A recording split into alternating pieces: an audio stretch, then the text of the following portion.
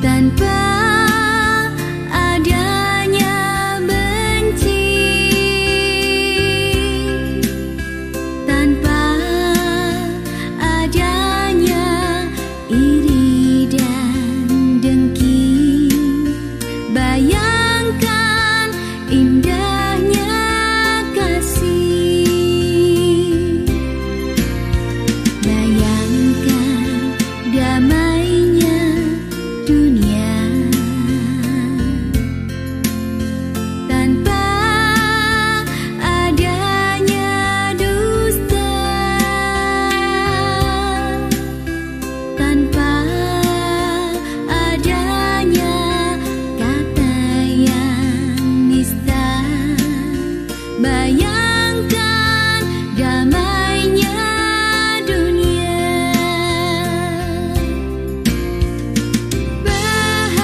Bahagia yang dicari,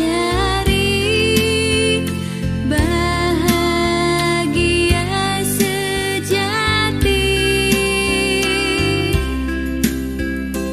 ada di dasar jiwa yang suci, ada di relung hati.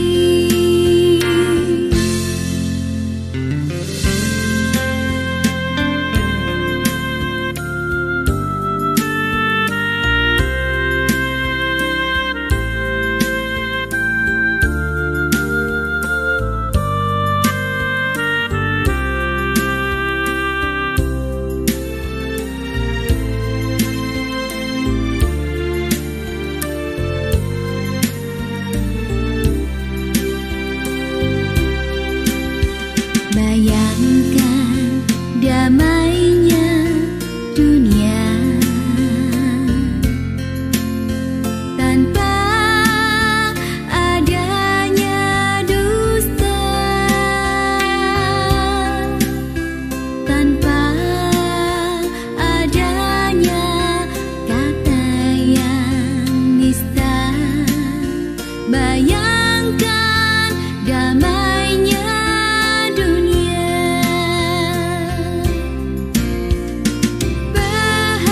Bahagia yang dicari, bahagia sejati, ada di dasar jiwa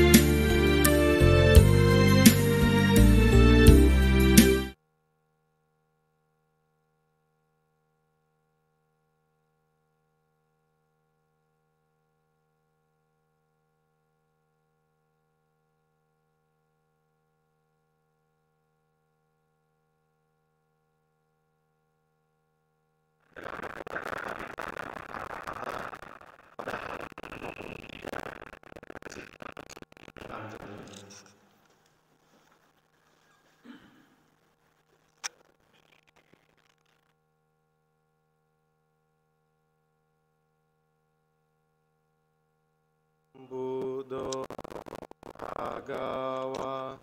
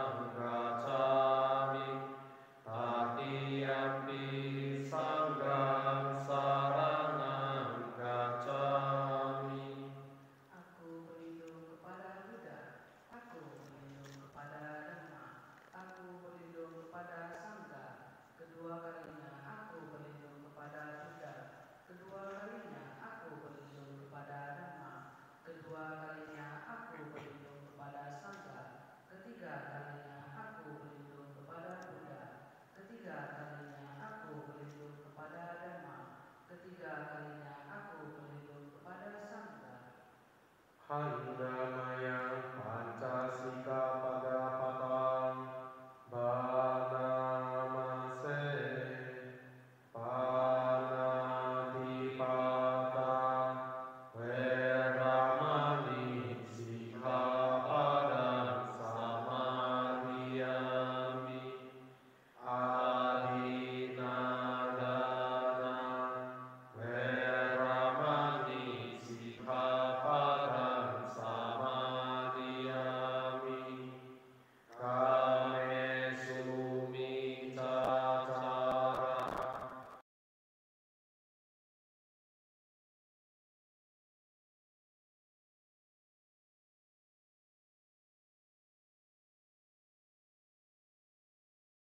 Ani Sikkhapadang Samadhiyami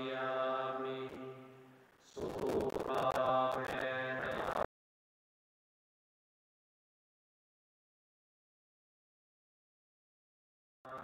Veramani Sikkhapadang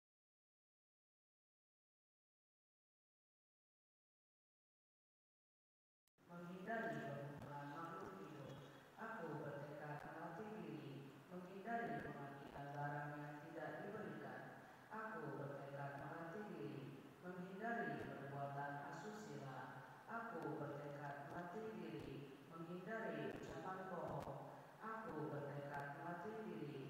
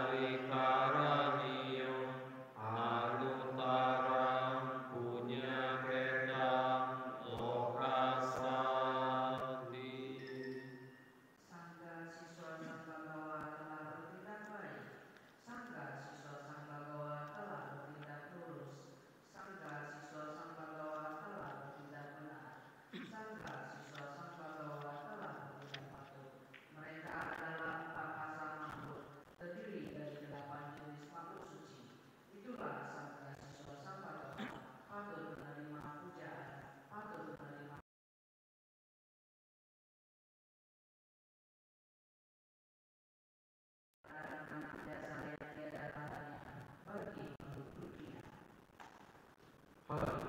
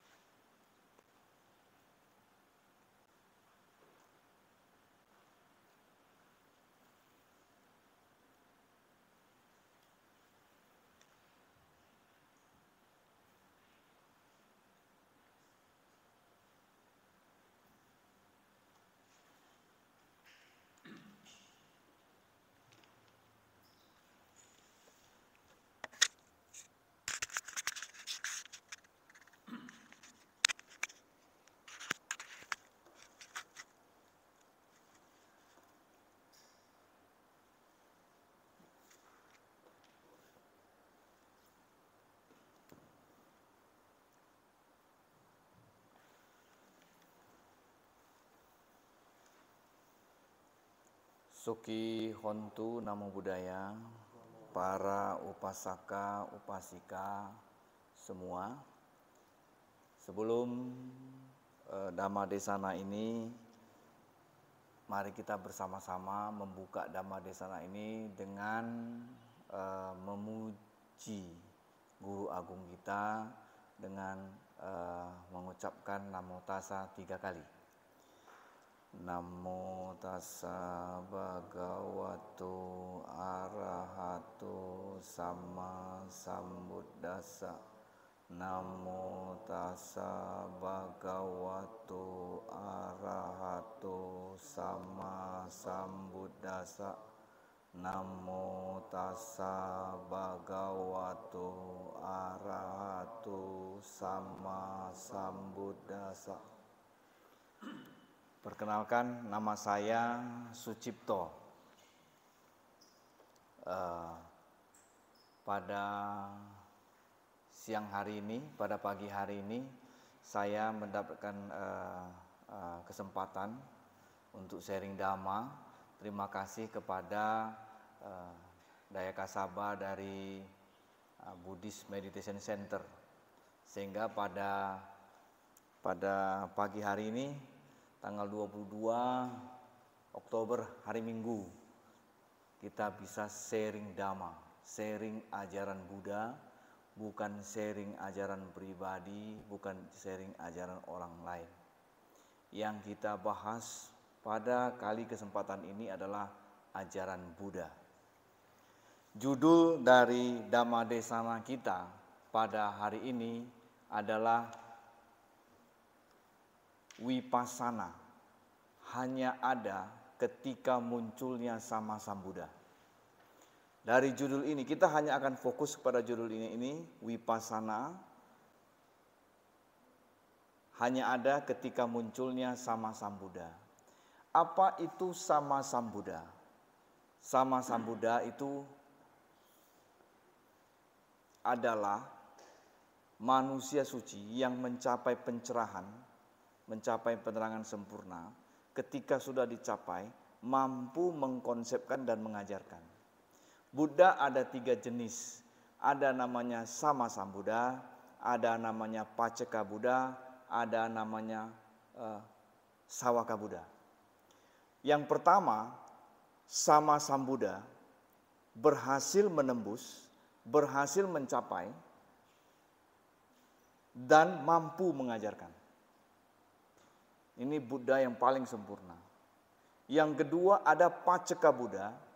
Pacceka Buddha berhasil menembus, berhasil mencapai pencerahan, tapi tak sanggup mengkonsepkan dalam kebenaran konvensional untuk disampaikan kepada manusia dan para dewa. Gak bisa ngajar.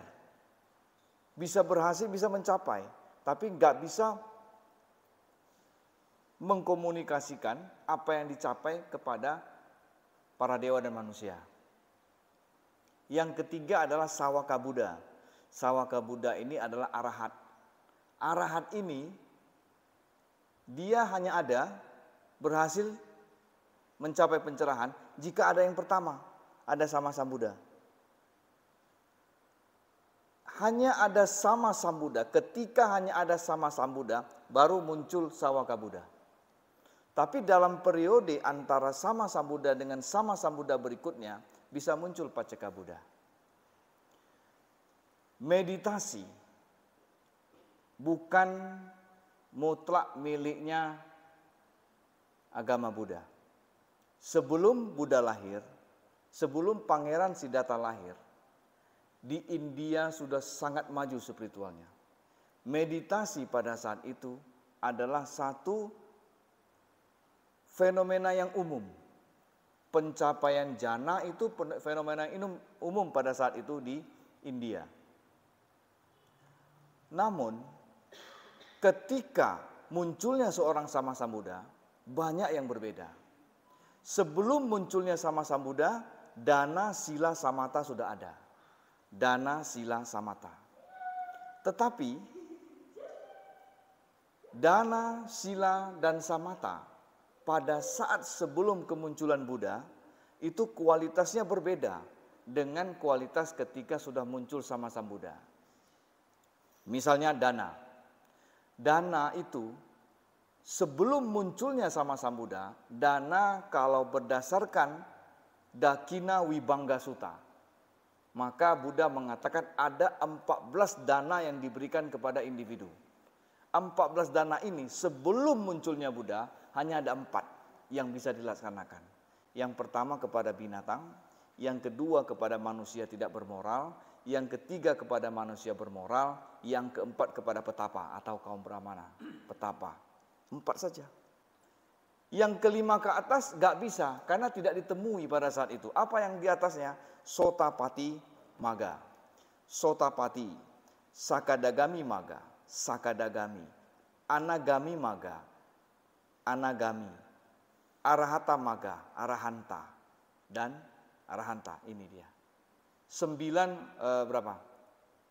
8 tambah sama Sambuddha 9. Itu tidak bisa dilakukan dana kepada individu, kepada yang 9 ini. Kenapa? Karena tidak ada. Banyak kejadian-kejadian di zaman Buddha, seseorang yang harusnya masuk ke dalam apaya, tetapi bertemu dengan arahat, bertemu dengan Moggallana atau Sariputta, mempersembahkan dana terakhir sebelum kehidupannya, dia terakhir bisa tidak terlahir di alam apaya, malah terakhir di surga Tawatimusa. Kenapa? Kualitasnya, kualitas tempat berdana, kualitas tujuan berdana. Sama juga dengan sangga. Di zaman ketika ada sama Sambuddha, maka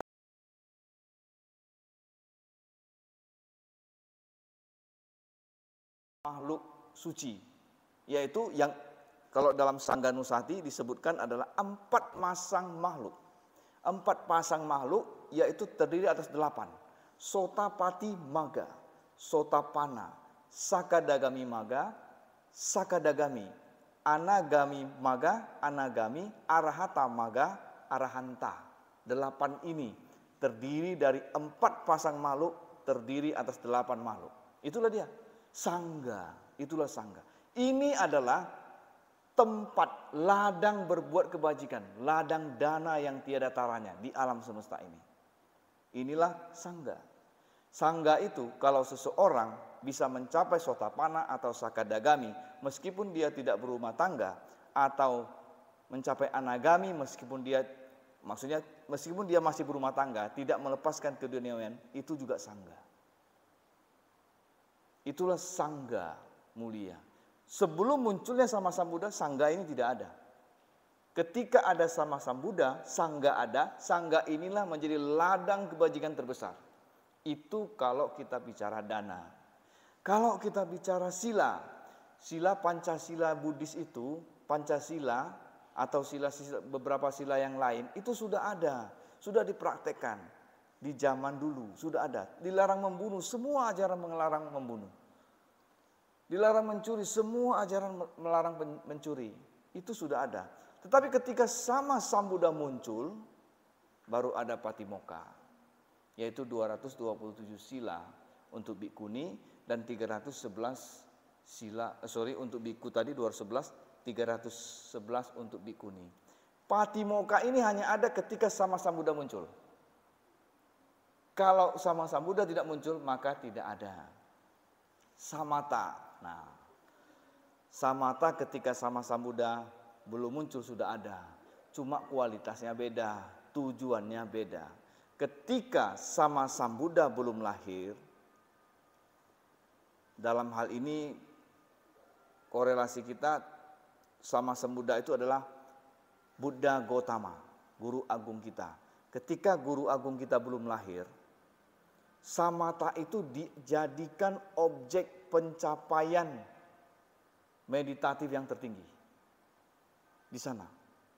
Tapi ketika sama Sambuddha, ketika guru agung kita telah membabarkan Dhamma, samatha ini, pencapaian samatha digunakan sebagai fondasi untuk melaksanakan vipassana. Vipassana ini adalah metode unik metode unik pengajaran khusus yang dibabarkan oleh Sama Sambuddha. Ketika Sama Sambuddha belum muncul, tidak ada pengajaran mengenai vipassana. Inilah sebabnya mengapa ketika Sama Sambuddha belum muncul, tidak ada Arya.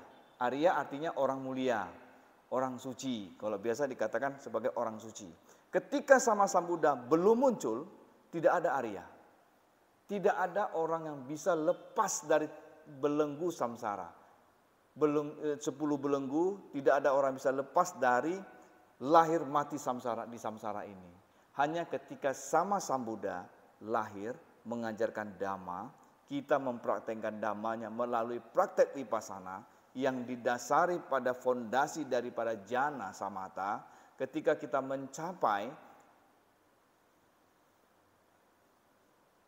mampu menghancurkan kilesa, maka pada saat itu ada Arya. Pada saat itu ada Sotapanna, Sakadagami, Anagami, dan Arahat. Pandangan salah dalam Brahmajala Sutta, 62 pandangan salah.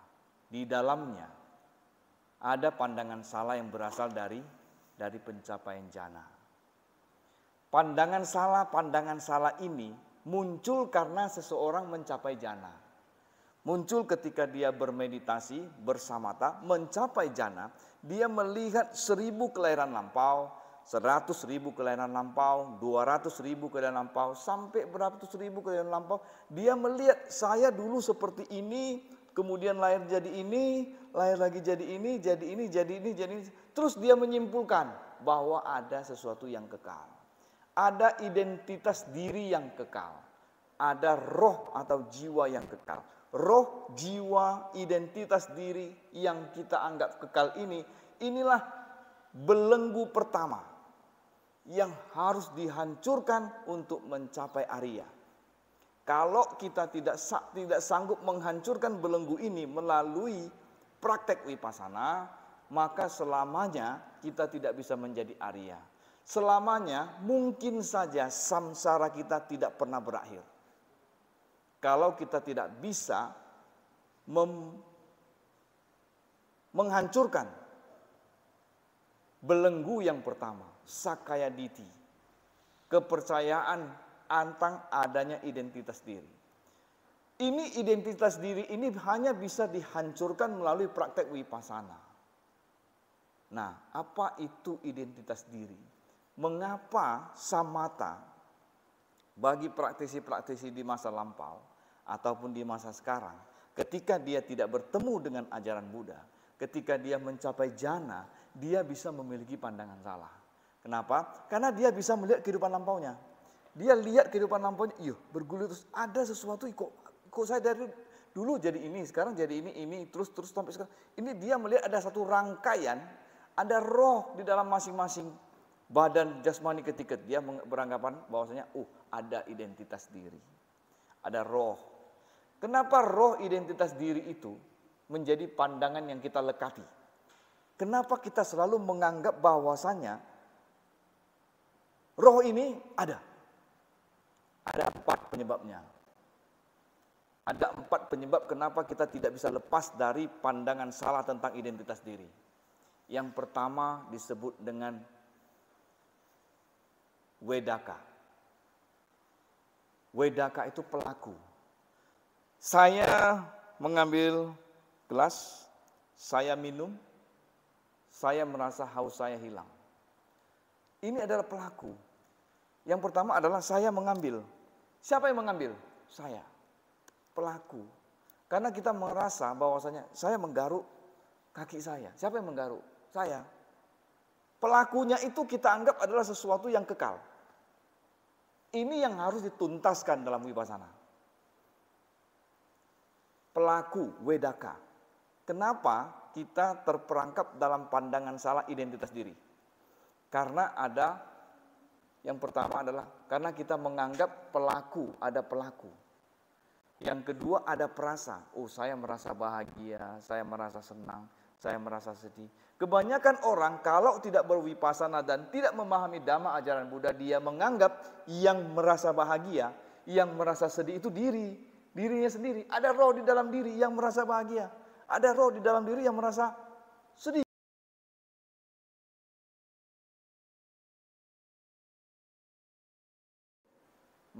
Sebagai perasa, sebagai wedaka.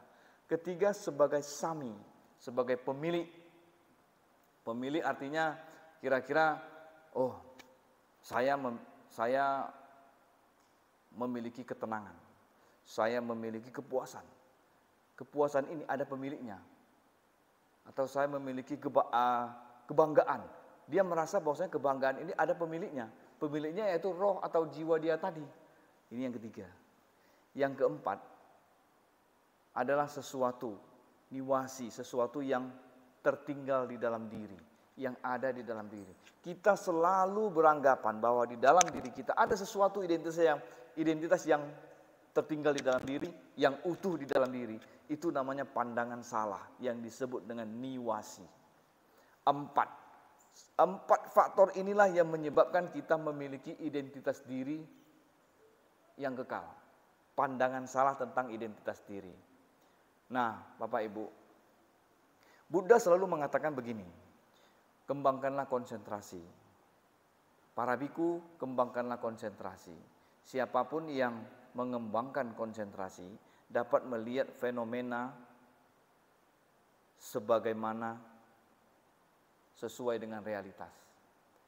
Biku, kembangkanlah konsentrasi. Artinya apa? Para biku, kembangkanlah samatha. Siapapun yang mengembangkan samatha bisa mencapai jana, dia akan bisa melihat segala fenomena.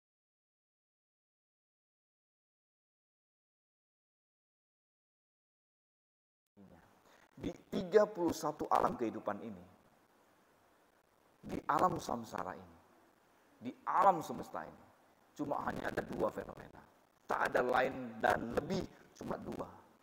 Yaitu fenomena batin dan fenomena materi. Semua di alam semesta ini, di alam kehidupan ini, semuanya hanya ada dua fenomena. Yang pertama adalah fenomena batin, yang kedua adalah fenomena materi. Tubuh kita juga sama. Ada fenomena materi, jasmani, ada fenomena batin. Nah, jasmani dan batin ini adalah objek wipasana. Jadi kalau kita mau wipasana, objeknya apa? Jasmani dan batin. Tujuan wipasana adalah nibbana. Di alam semesta ini hanya ada 4 kebenaran hakiki, yaitu fenomena materi, fenomena batin, dan nibbana. 3 ini kalau kita jabarkan dia jadi 4, yaitu kesadaran, faktor-faktor mental yang selalu bersama dengan kesadaran, yang ketiga adalah materi, yang keempat adalah nibbana. Nibbana ini adalah tujuan wipasana.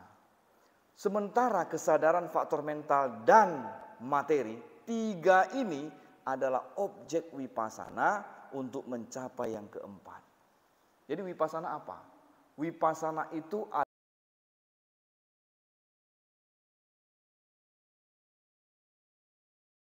tadi nibbana dengan mengamati yang 3. Kesadaran, faktor mental, dan materi. Itulah wipasana. Nah, kita kembangkan lagi sekarang wipasana. Kalau samatha, ini adik-adik mungkin agak bingung ya dengarnya ya. Karena judulnya nggak cocok buat adik-adik ya. Kalau samatha, ketika kita bermeditasi panjang, bermeditasi lama, mungkin kita bisa mencapai jana. Jana itu ada, ketika jana muncul, jana pertama muncul, itu ada 5 faktor jana. Witaka, wicara, piti, sukha, ekagata. Penempelan awal, penempelan terus-menerus, kegembiraan, kebahagiaan, kemanunggalan. 5 faktor jana ini, siapapun yang bisa mencapai 5 faktor jana ini, maka dia dalam keadaan tenang. Dia dalam keadaan yang sangat bahagia, kemudian derita jasmani tidak ada. Tidak ada sakit pada jasmani. Kenapa? Karena di sana ada faktor jana namanya piti, kegembiraan. Kegembiraan itu membuat semua kesakitan di tubuh jasmani hilang. Tapi masalahnya Bapak Ibu, banyak sekali praktisi meditasi,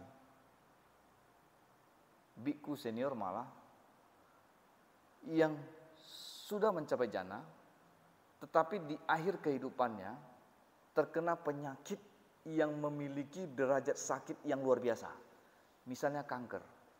Itu kanker, derajat sakitnya itu sangat tinggi. Saya punya teman kena kanker lambung sampai menyebar seluruh tubuh. Ketika dokter mendefinisikan rasa sakit yang teman saya alami ini adalah 26 kali dari rasa sakit gigi yang pernah kita rasakan. Sakit pada jasmaninya itu 26 kali dari rasa sakit gigi yang pernah kita rasakan. Nah, bagaimana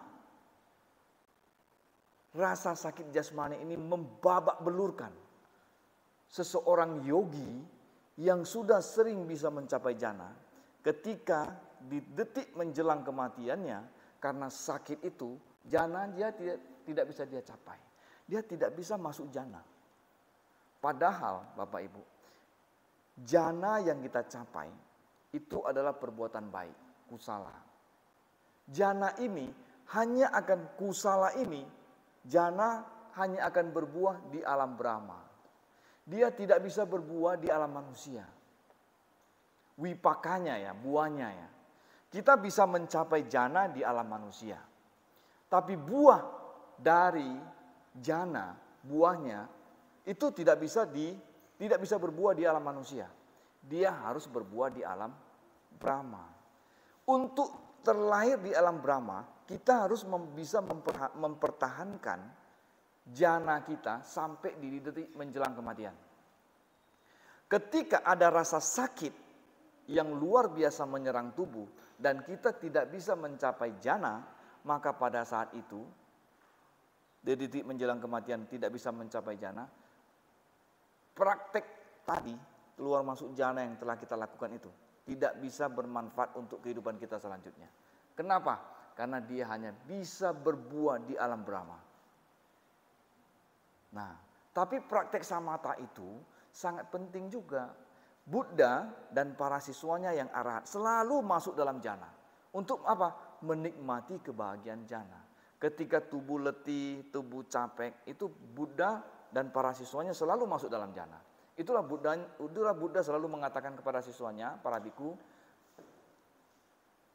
masuklah di dalam jana 2 atau bahaslah dhamma yang telah diajarkan.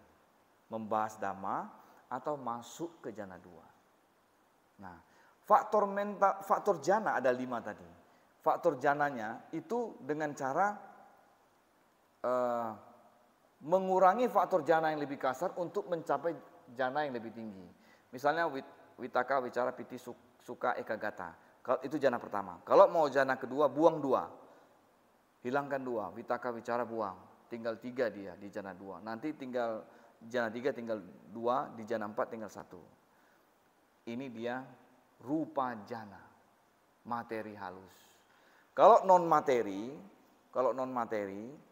bukan faktor jananya yang diganti, bukan faktor jananya yang diubah, tapi adalah objek meditasinya yang diubah. Jadi kalau faktor jana dari non materi cuma 1, yaitu hanya ekagata. Tadi kan faktor jana keempat rupa jana.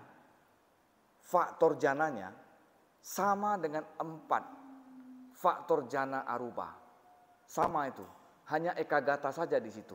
Hanya kemanunggalan saja di situ. Tapi untuk masuk ke dalam arupa jana, kita harus mengubah objek. Objek meditasinya diubah. Yang masuk yang pertama, nah ini contoh ya. Ini sekilas saja sebelum nanti kita bahas yang wipasana. Kalau kita ambil kasinatana, kita sudah sampai ke jana keempat. Ini berdasarkan teori. Semuanya berdasarkan teori yang diajarkan Buddha. Sudah mencapai jana keempat, untuk masuk ke jana arupa tingkat 1. Kasinatana, kita sudah melihat tadi kasinatana. Kasinatana itu harus disingkatkan, lihatlah ruang di belakang kasinatana. Di belakang kasinatana itulah ruang. Ruang itulah yang dijadikan objek untuk masuk arupa jana yang pertama, yaitu jana ruang tanpa batas. Akasanan cayatana, arupa jana. Setelah ini, kalau mau masuk yang kedua, ubah lagi objeknya. Faktor jananya sama ya. Objeknya yang diubah. Sekarang untuk masuk ke jana 2, yang jadikan objek apa? Kesadaran yang mengamati, munculnya kesadaran yang mengamati ruang tadi. Yang sekarang diamati adalah kesadarannya. Tadi adalah ruang, sekarang kesadaran. Kesadaran yang muncul. Nanti jana ketiga arupa yang jadi objek adalah kelenyapan daripada kesadaran yang mengamati ruang. Yang keempat nanti adalah mengamati kekosongan. Jana kedua kesadaran tanpa batas. Jana ketiga adalah ketiada apapun. Yang keempat adalah bukan persepsi dan bukan non persepsi. Ini 8 jana. 8 jana ini itu digunakan, khususnya jana 1, 2, 3, 4, itu digunakan sebagai fondasi untuk wipasana. Sebenarnya ada apa dengan wipasana? Ada beberapa hal yang berhubungan dengan wipasana. Ada 3 hal yang berhubungan dengan wipasana. Ini harus kita, kalau kita mau praktek wipasana, kita harus pahami ini. Karena kalau kita tidak memahami ini, kalau dikatakan kita sering saya ingin wipasana, tapi prakteknya kurang, maksudnya kurang paham sebenarnya apa wipasana itu. Wipasana berhubungan dengan 3 hal. Yang pertama, pengamatan terhadap karakteristik alamiah. Karakteristik alamiah ini, pengamatan terhadap karakteristik alamiah terbagi 3. 1. Pengamatan karakteristik alamiah individual. Artinya seperti ini ya.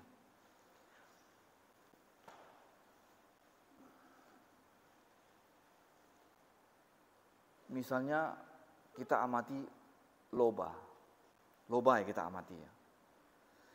Tadi wipasana kan kita sudah katakan bahwasanya yang diamati itu adalah kesadaran faktor mental dan materi. Yang diamati itu adalah nama, rupa, fenomena materi dan fenomena batin. Itu yang diamati. Itu jadi objek wipasana. Tujuannya adalah nibbana. Nibbana tidak bisa dicapai dengan samatha. Arya atau orang mulia tidak bisa dicapai dengan samatha. Tapi samatha itu harus dijadikan fondasi. Kita harus bisa menggunakan samatha supaya pancaniwarana tertekan. Kalau pancaniwarana tidak tertekan, gak bisa wipasana.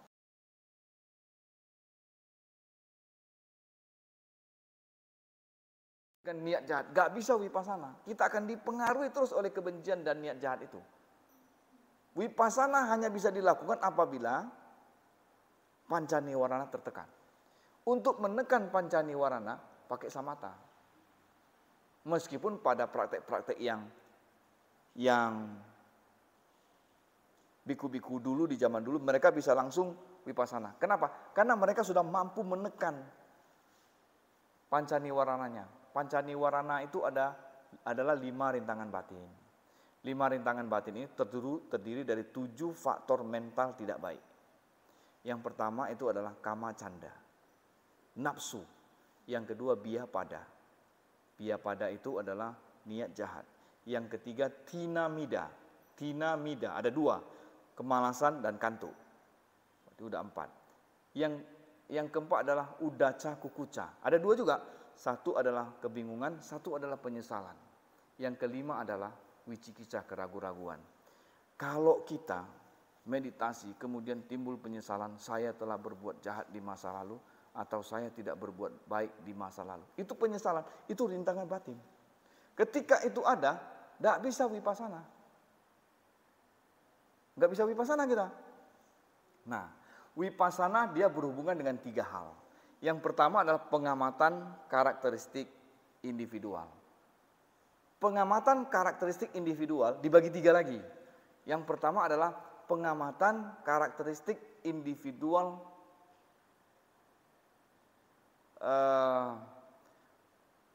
pengamatan karakteristik alamiah individual. Contohnya loba. Kalau kita sanggup mengamati loba yang memiliki karakteristik mencengkeram objek, itulah namanya vipassana. Contoh lain apa? Contoh lain misalnya kita bisa mengamati biapada, niat jahat. Ketika timbul niat jahat dalam diri kita, kita bisa mengamati apa itu niat jahat. Tahu kita, oh niat jahat itu karakteristiknya ganas. Sesuatu faktor mental yang ganas, itu adalah biapada. Tapi, banyak dari kita mengenal biapada saja tidak bisa. Malah kita terhanyut oleh biapada. Kita tidak bisa mengenal itu loba. Malah kita ditarik-tarik, dipermainkan sama loba. Kira-kira seperti itu vipassana. Yang pertama, bisa mengamati. Kalau kita mengamati tubuh kita, nanti akan muncul rupa kalapa. Kalau kita, rupa kalapa adalah satu kelompok rupa yang terdiri dari beberapa rupa. Kelompok rupa terdiri dari beberapa rupa, biasanya paling sedikit 8 ya. Kita bisa melihat ada yogi-yogi yang melihat rupa kalapa, dia perhatikan rupa kalapa, dia perhatikan partikel terkecil yang biasa dia amati, yang terdiri dari 8 jenis materi. Dia bisa amati, dan mereka ketika mengamatinya, mereka mengamatinya seperti TV dulu, hitam putih, gak ada signal. Mereka mengamatinya seperti itu, seperti layar TV yang tidak ada signal, hitam putih. Dia akan nampak titik putih, hitam, muncul lenyap, muncul lenyap, muncul lenyap, muncul lenyap, muncul lenyap, seperti itu. Itulah pengamatan karakteristik alamiah individual. Yang kedua, pengamatan terhadap karakteristik alamiah fenomena terkondisi. Apa ini fenomena terkondisi? Misalnya, dalam Paticca Samuppada, kita tahu pasa, pacaya, wedana. Kita tahu kontak antara panca indera dengan objek atau pikiran dengan objeknya kontak. Begitu kontak muncul perasaan. Meskipun pada hakikatnya kontak dengan perasaan itu bisa muncul sama-sama, dup. Tapi ketika ada kontak perasaan muncul. Munculnya sama, dup gitu ya. Pasa dengan wedana. Oh, berarti kita tahu wedana ini muncul karena phasa. Kenapa muncul perasaan? Contoh vipassana dalam kehidupan sehari-hari. Contoh ya, ini yang paling kasar. Misalnya, ketika saya menerima telepon dari seorang teman atau dari seorang yang tidak saya senangi. Telepon. Begitu saya mengangkat telepon, begitu saya melihat namanya, ini orang tidak saya senangi, itu muncul perasaan tidak senang dalam diri. Bisa nggak kita mengetahui bahwa pada saat itu ada muncul perasaan tidak menyenangkan? Banyak orang tidak tahu perasaan tidak menyenangkan muncul. Dan perasaan tidak menyenangkan yang muncul itu adalah apa? Itu adalah dosa, kebencian. Adalah kebencian. Begitu lihat, ini, bu senang elang lain celing. Enggak, orang tidak saya senangi. Pada saat itu udah muncul kebencian. Tapi kita tidak pernah tahu saat itu muncul kebencian. Kenapa? Karena pengamatan kita tidak ke sana. Karena pengamatan kita terdistorsi. Nah, begitu dia telepon.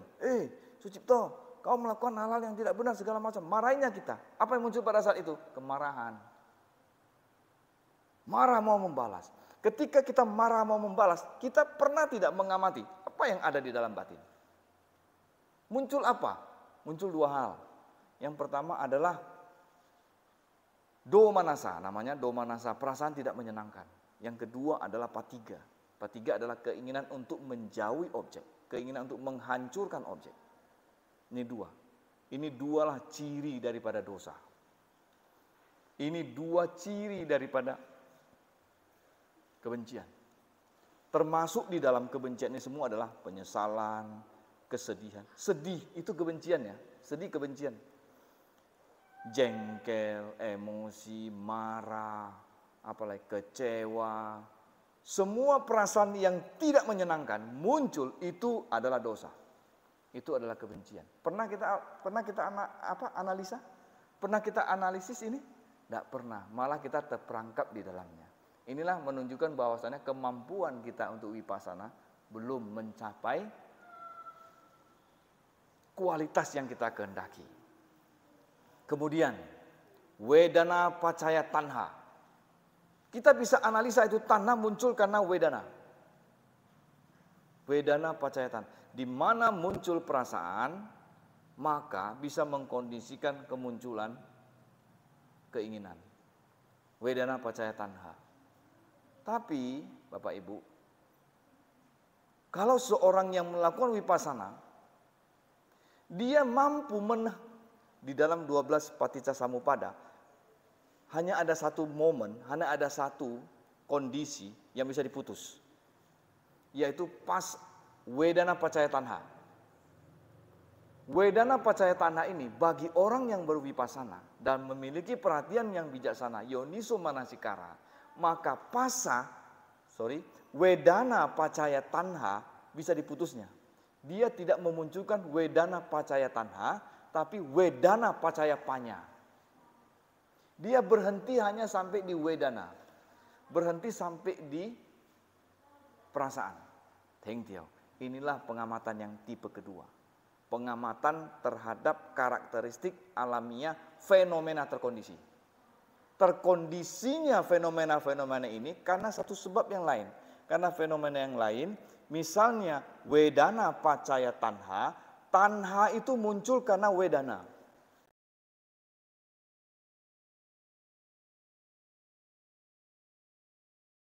Dukkha dan anatta.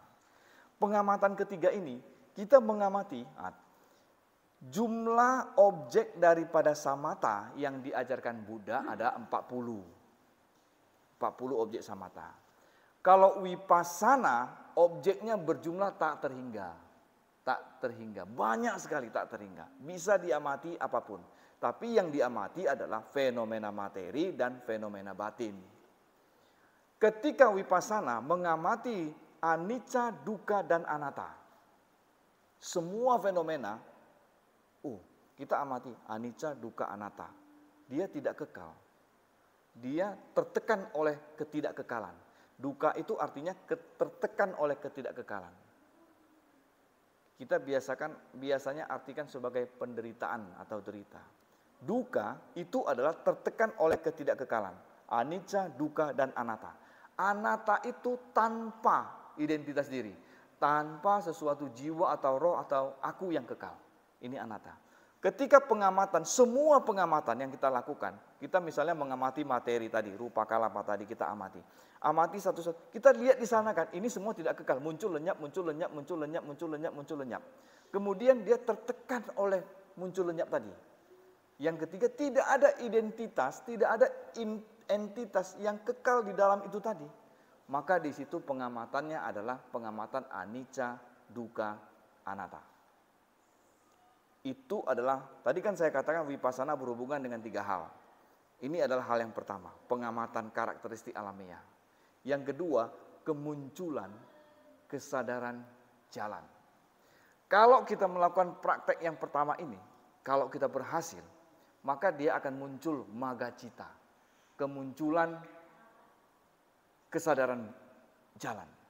Kesadaran jalan ini muncul tergantung dia di mana, tergantung dia berada di mana. Kalau misalnya dia di Sotapanna, maka dia menghancurkan 3 belenggu. Tugas kesadaran jalan cuma satu, menghancurkan kilesa. Begitu kesadaran jalan muncul, dihancurkannya itu kilesa, dihancurkannya belenggu, langsung muncul kesadaran buah, yaitu palacita. Begitu muncul palacita, maka pada saat itu kita sudah mencapai menjadi seorang Arya, sesuai dengan tingkatannya. Sejak misalnya Sotapanna, sejak kita bisa memunculkan Sotapanna palacita, kesadaran buah dari Sotapanna, sampai nanti kita mampu memunculkan kesadaran jalan Sakadagami, maka periode ini kita itu adalah seorang Sotapanna. Yang kedua adalah memunculkan kesadaran jalan. Yang ketiga adalah memunculkan kesadaran buah, hasil daripada kesadaran jalan tadi. Jadi Vipassana berhubungan dengan tiga hal ini. Bapak Ibu, para upasaka upasika semua, Vipassana ini Buddha ringkaskan dalam satu sutta yang sangat penting, yaitu Mahasatipatthana Sutta. Di dalam Mahasatipatthana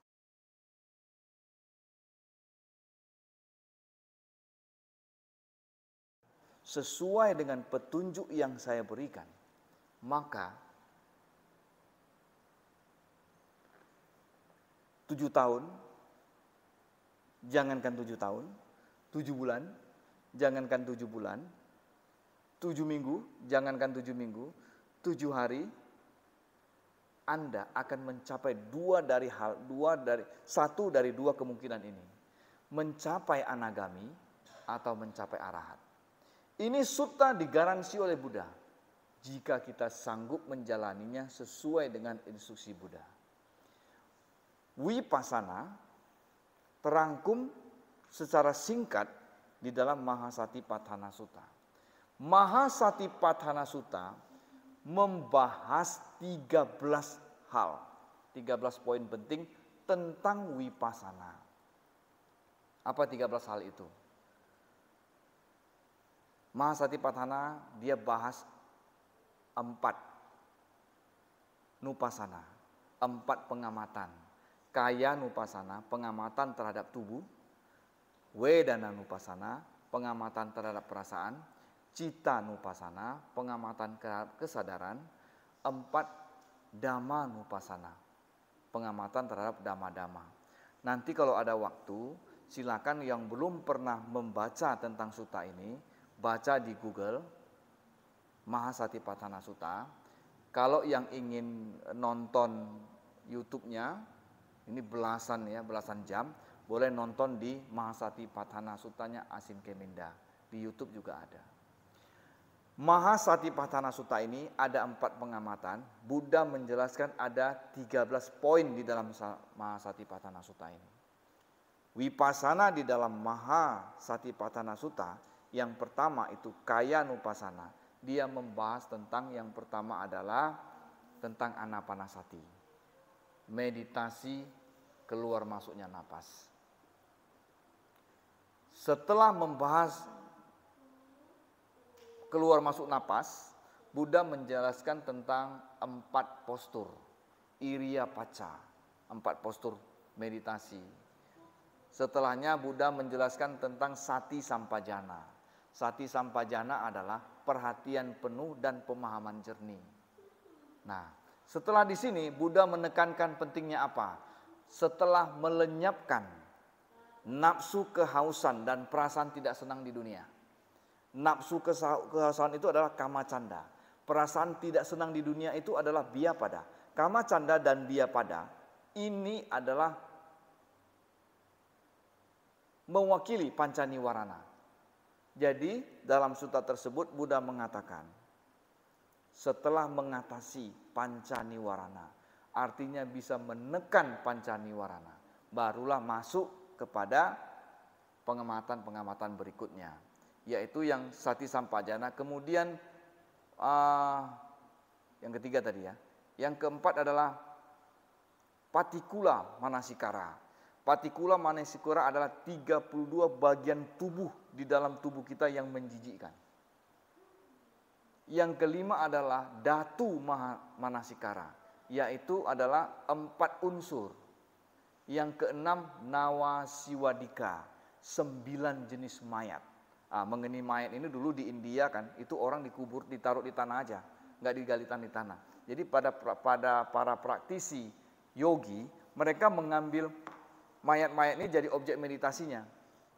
Jadi mereka datang ke kuburan, mayatnya ditaruh di atas tanah, dia matilah itu mayat itu sampai hancur seperti itu. Itu ada 9 jenis mayat dalam Mahasatipatthana Sutta. Tapi saya tidak menyarankan untuk mengambil objek itu. Dan kalaupun ada yang mau ngambil objek itu silakan, tapi ambil objek yang sesama jenis. Jangan ambil objek lawan jenis. Kemudian tadi itu kaya Vipassana. Ada tadi apa tadi? Anapanasati, Iriyapaca, Sati Sampajana, Patikula Manasikara, kemudian Datu Manasikara, Nawasiwadika. Baru masuk Wedana Nupassana. Setelah Wedana baru masuk Cita Nupassana. Yang terakhir baru masuk Dhamma Nupassana. Dhamma Nupassana ini ada 5 hal yang dibahas Buddha di dalam Dhamma Vipassana. Apa 5 hal itu? Niwarana, rintangan batin yang tadi saya sebutkan. Rintangan batin itu adalah objek pengamatan dalam Dhammanupassana. Rintangan batin. Ayatana, landasan indria, landasan indria. Kemudian ada bojangga, 7 faktor pencerahan masuk dalam dhamma-dhamma yang diamati. Kemudian apa lagi? Saca, 4 kebenaran mulia. Kemudian kanda, pancakanda, 5 kelompok kehidupan yang membentuk kita ini, manusia ini. Nah, itulah yang diajarkan Buddha. Vipassana yang diajarkan Buddha dalam Mahasatipatthana. Jadi kalau kita mau bervipassana, sebelum kita masuk dalam tahap vipassana yang sebenarnya, paling tidak kita harus mengetahui apa itu vipassana. Apa yang diamati di dalam vipassana. Bagaimana vipassana. Syaratnya bagaimana untuk bisa bervipassana. Semua harus kita pelajari dulu teorinya. Sehingga pada prakteknya kita bisa tahu, oh ini muncul karena ini bersifat dia anicca, dukkha, anatta, seperti itu. Dia bersifat muncul, lenyap, seperti itu.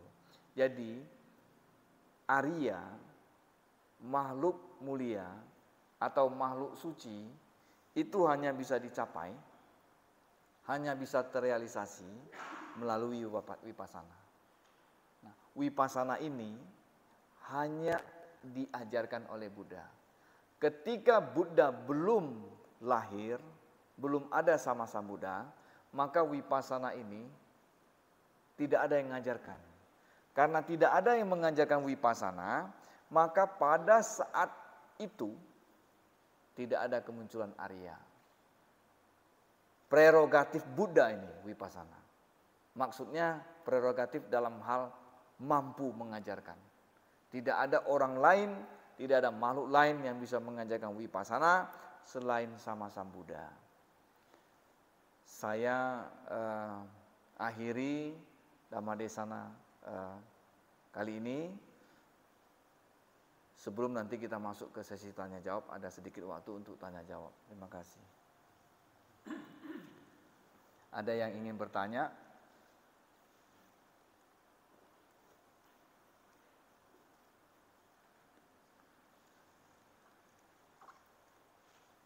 Baik, kalau tidak ada, maka sampai di sini sharing dhamma kita tentang vipassana hanya ada ketika munculnya sama Sang Buddha.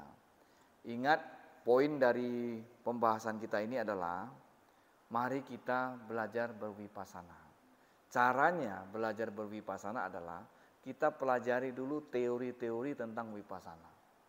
Kita pelajari apa itu vipassana, apa teori-teori vipassana, mengapa harus wipasana, kemudian bagaimana wipasana, kapan harus wipasana, apa fondasi untuk wipasana. Kita pelajari semua. Setelah kita pelajari semua, maka kita praktekkan itu wipasana.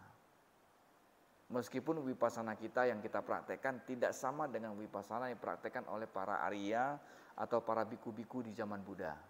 Mungkin praktek yang sekarang ini kita prakteknya masih praktek yang kulit-kulitnya saja, belum masuk ke intinya. Karena wipasana itu sebenarnya meditasi dan samatha dan wipasana itu kan, itu membutuhkan usaha yang sangat gigih. Sangat gigih. Wipasana itu membutuhkan usaha yang sangat-sangat gigih. Tidak bisa sesimpel kita mengatakan, oh saya mempraktekkan wipasana begini. Tidak bisa sesimpel itu. Banyak yang harus kita ketahui. Banyak yang harus kita pahami tentang wipasana. Makanya kita harus, kalau kita berwipasana bersamata, sampai tahapan tertentu kita memang harus mencari guru meditasi. Demikian sharing dhamma dari saya. Semoga semua makhluk berbahagia. Sadhu, sadhu, sadhu.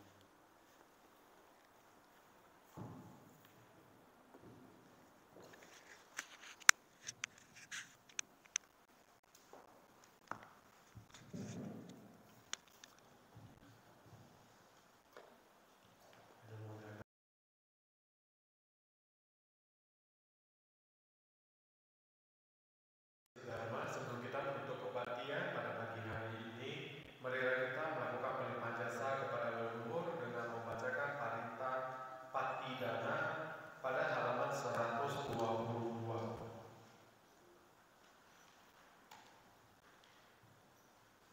Handamayang Patidana Gatayu Banakase